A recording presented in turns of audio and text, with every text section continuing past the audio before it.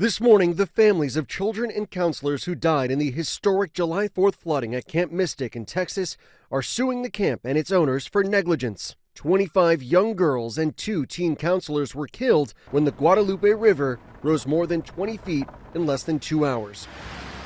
Now the families of 5 of the girls and 2 of the counselors insist the tragedy was avoidable. Camp is supposed to be a safe place. In one of 3 lawsuits filed yesterday, the families say the girls died because a for-profit camp put profit over safety. The lawsuit accuses Camp Mystic of housing the girls in flood-prone cabins to avoid the cost of relocating them and of failing to create or practice an evacuation plan.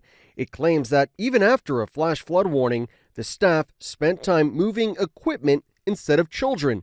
Seal's life ended not because of an unavoidable act of nature, but because of preventable failures.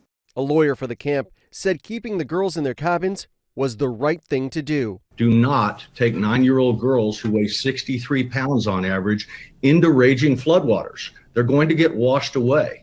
In a new statement, a camp lawyer calls the flood unprecedented, saying no adequate warning systems existed. The camp saying it empathizes with the families, but disagrees with several accusations. Each lawsuit is seeking more than $1 million in damages.